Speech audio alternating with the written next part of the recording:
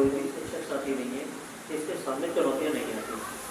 सबसे पहला भाषा शिक्षण में अगर हम बात करें तो उसमें सबसे पहली तो बात यही आती है कि भाषाओं को सिखाना एक कठिन काम बन जाता है, क्योंकि बच्चा बोल लेता है लेकिन जो हम उसे रीडिंग के लिए देते हैं, पढ़ने के लिए देते हैं, उस समय वह मात्राओं को उसके साथ मिलाकर नहीं पढ़ पाता है, क्योंकि स्टार्टिंग की जो उसकी कक्षा 1-2 थी उसकी माँ के साथ जो मायके चला गया, 15 दिन में लौटा, 20 दिन में लौटा, फिर आ गया घर पे, क्या जा रहा है था, तो ये सारी समस्या उसकी कक्षा 1 और 2 की जो बिगड़ जाती है स्टार्टिंग की, उसके बाद उसको फिर सिलेबस के अकॉर्डिंग और या फिर उसे हम भाषा पढ़ाने के अकॉर्डिंग ले पाना बड़ा कठिन काम हो जाता है। और उसके लिए फिर हमें 1 बाय 1 बच्चे को लेना होता है।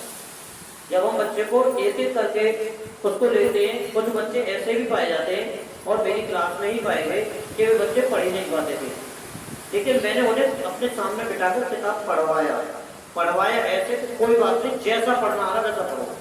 वो सही तो नहीं पढ़ेगा, लेकिन आ तो बोलेगा, उसकी मात्रा तो नहीं बोलेगा ना, उसे उसमें से बोलने की हैबिट पड़ती है। उसके बाद एक साथ दबाव न बनाए, हम अपना उस पर एक साथ दबाव न बनाएं कि ऐसी मात्रा ही क्यों नहीं पढ़ पा रहा। जब उसे ऐसा महसूस होगा कि वो दबाव महसूस कर रहा है तो वो फिर पढ़ नहीं पाता है। उसे धीरे धीरे हमें फ्लो में लेना है और इस तरीके से वो फ्लो में आने लगता है। यहाँ केवल भाषा शिक्षण की बात करने को कहा गया है, तो बात आती है कक्षा प्रबंधन की। कक्षा प्रबंधन ऐसी स्थिति में कर पाना बहुत ही सहनशीलता वाली बात होती है। हमारे अध्यापक एक तो बच्चे बहुत ही हाई लेवल के होते हैं, कुछ मीडियम होते हैं, कुछ बिल्कुल लोअर होते हैं।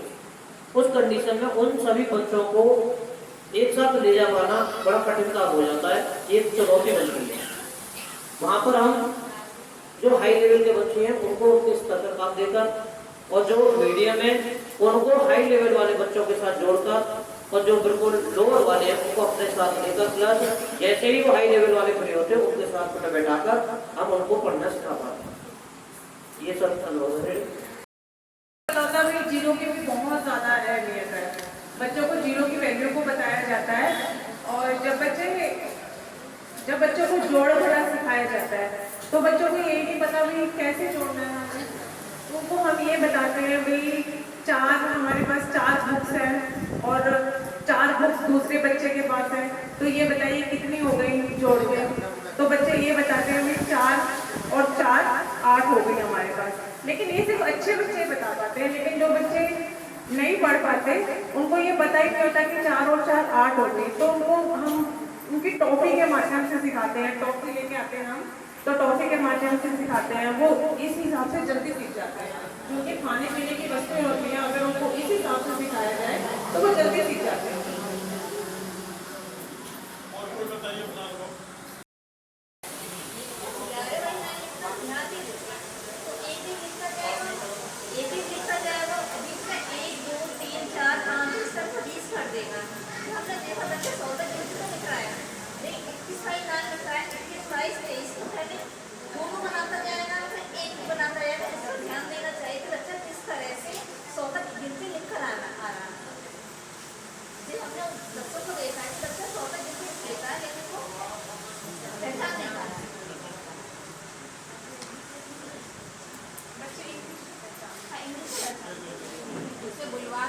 जैसे आपने 11 सिखाया बच्चों को, तो जब आप बुलवाएं तो 1-1-11 बोले।